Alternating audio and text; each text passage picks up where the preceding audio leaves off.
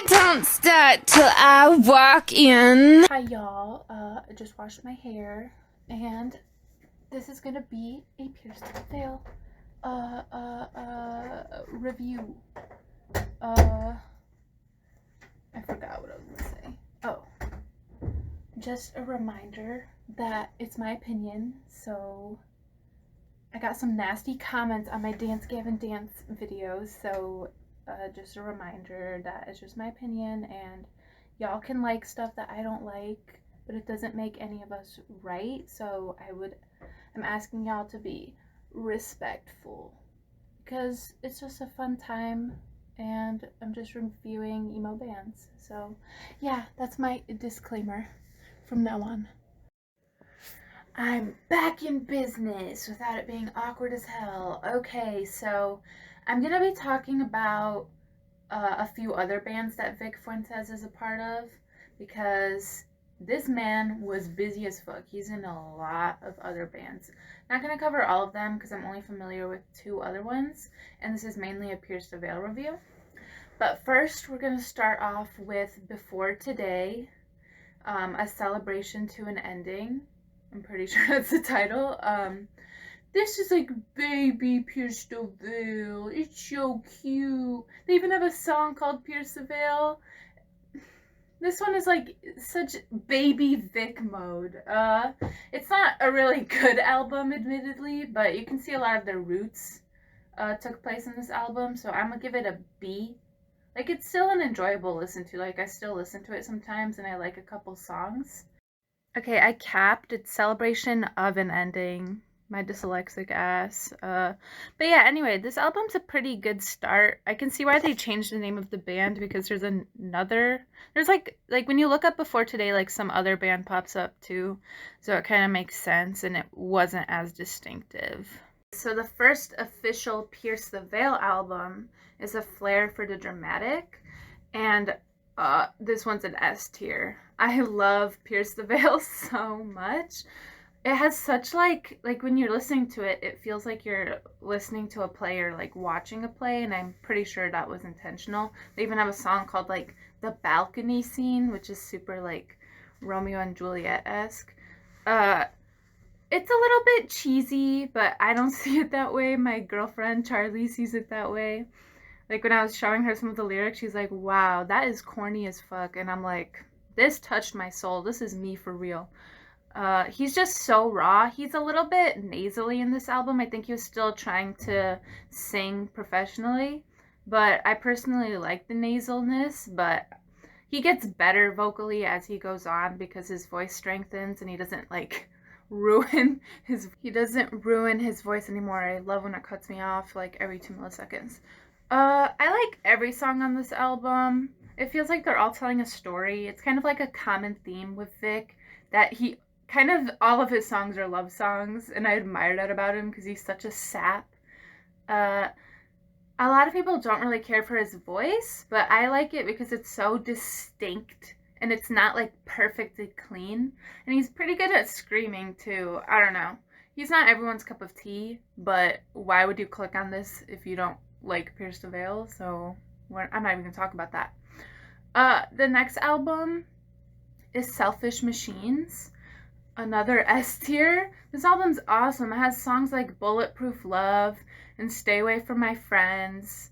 So, masterpiece. This one like kind of expands on Flair for the Dramatic, but I still like them on like an equal level. This is Victor on my head right now, but oh. Anyways, was not expecting that. This album's a lot more experimental too, and it kind of like branches out, like $1 Million Houses. He even gets to be,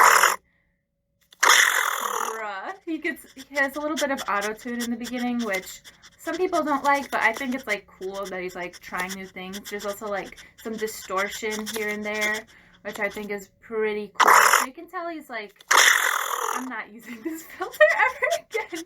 You can tell he's like really branching out. Vic won't shut up right here, but I guess he really likes this album too. Y'all know it wouldn't be me if I didn't have some hot takes though. Collide with the Sky. This was an A. I don't really like this album. I don't really like King for a Day. I know that's like everyone's favorite song, but I'm not a huge Sleeping with Sirens fan. Like, I like old Sleeping with Sirens, and like I get like why people wanted them to do a duet together because they have really similar voices in a way, but do not really like that song. Also, do not like Tangled and The Great Escape. So there's like a couple songs that I'm like, eh. But it also does have some solid songs like I'm Low on Gas and You Need a Jacket and Bulls in the Bronx. Like, those songs are awesome. And I pretty much like all the other songs besides the two that I mentioned. This album just feels a lot more commercialized than the other two. And it felt like it was like kind of going into the generic emo sense, and I was kind of like scared after this album that it would be trash. This leads us to Pierce the Veil's final album, which is Misadventures, and I distinctly remember this one coming out in high school, and I was so hyped. This album is awesome. It's a lot different than the other three, but like in a positive way. Like, this album is such summer vibes. I put it on every summer and I feel like nostalgic and happy. He's back to that romance theme. I mean, he never left it. He's always in it, but he's just so awesome in this. And I'm waiting for him to make a new album, Victor, because it's been years and you only have fucking 4 albums. Dance Gavin Dance is shaking and crying right now. My Dance Gavin Dance album review was so long because they have so much in. Vic, feed me. I love you. Please. Floral and Fading is awesome, and all the other ones. So, S. This one is S. And don't think I forgot about Isles and Glaciers that came out in 2010. So it's like kind of in between Selfish Machines and Collide with the Sky. This is like everyone's wet dream fanfiction that somehow came true. That's how I would describe Isles and Glaciers. It was really weird. Like, it was like 3 vocalists, but it didn't like blend like Dance Gavin Dance does. Like, no one gives a fuck when they have a lot of vocalists. It was kind of like, like, it's not bad. I mostly like it for the Vic parts. I'm pretty sure Johnny's in this band, and stop. I don't like you, Johnny, dude. I'm a Johnny hater. You sound so boring. And I also like the other singer in Isles and Glaciers because he really stood out. Like, never heard of that person before. But overall, I'm gonna have to give this one like a C. If you're an Isles and Glaciers fan, I'm sorry. They failed. So, album ranking so far. Before Today, B. Flair for Dramatic, S. Selfish Machines, S. Collide with the Sky, A. Misadventures, S. Isles and Glaciers, C. Now we're gonna get on to some Pop Goes Punk singles, our favorite. Okay, so the Pop Goes Punk Pierce the Veil single is That's What I Like by Bruno Mars. Wait, no it's not. That's Dance Gavin Dance. Just the Way You Are by Bruno Mars. They just both did Bruno Mars. I like this. It's so cute. Vic does a pretty good job. Charlie always tells me to shut up and she hates this cover, but I like it. Gonna give it an A though, because I don't listen to it that often. Not a huge Pop Goes Punk fan. The other cover that he did, it's not Pop Goes Punk, but he did Beat It by Michael Jackson. That one's interesting. It's interesting. It's not great. I'm gonna give that one a C. It's a little cringe. And there's actually another Pop Goes Punk single that they did, Don't Fear the Reaper. I like this one less than Just the Way You Are. I think this one's gonna be a B. Like, it always comes on my shuffle when I'm listening to Pierce the Veil, and I never ask for it. So that's a B. So they don't have as many singles as Dance Gavin Dance, so to compensate, I'm gonna talk about some of their less known tracks. It's kind of like on the deluxe version of albums, or they're like secret tracks or whatever. So Kissing in Cars, S rank. That one I want to sing to Charlie at my wedding. I have like a whole list of songs I want to sing to Charlie when we get married, and that is one of them. It's literally about like young love, and like it's like so fucking romantic, you know. It's classic Vic Fuentes type shit. She Makes Dirty Words Sound Pretty. I actually covered this song on my channel. I'm actually pretty sure I did Kissing in Cars too. Need to redo them. My mic was ass. Literally love She Makes Dirty Words Sound Pretty, except the only bad thing is that Johnny Craig is in the song. Like, I don't know why Vic always be singing with Johnny, but his parts are a lot weaker. No offense. Like, whenever he comes in, I'm like, really, bruh?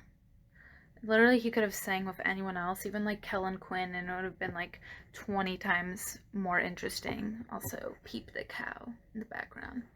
So I'm gonna give it an S rank despite Johnny in it, because I just ignore him, and Vic 100% carries that song. And if I'm gonna throw in a bonus, that song that Vic was in, it's an All Time Low song. I think it's called like Love Like War or something. Gonna give that song an A because I do not like All Time Low, but Vic's parts are cool, even though he only gets like really minimal, so I barely count it as a duet. But yeah, that's kind of it. Pierce the Veil sadly does not have as much content as I would want it to have, because Pierce the Veil is one of my all-time favorite bands. Like, I have so many band t-shirts from them, and I would love to see them live. He really like helped me when I was in a really dark time. Like, I listened to him all the time when I was homeless, and like I really relate to his like romantic ideals and lyrics. I don't know if he actually feels like that in real life, but like he's obviously always writing about it, so I think he kind of does. So that's kind of how I feel towards Charlie a lot of the time. So Pierce the Veil is really special to me, and if anyone just wants to talk to me about lyrics or their favorite Pierce the Veil songs, I am down, because I love like 99% of them, and I can't really say that for other bands. So I hope you guys enjoyed, and thank you for watching another album review plus singles and stuff. If I missed anything, let me know, because so me and Vic have to go, but I'm gonna spam you guys with memes. Bye! You don't like Pierce the Veil? Get out! Don't mind me, I'm just picturing you naked. If Trump becomes president, remember, there will be no more Pierce the Veil. Hey, can I touch your fuentits?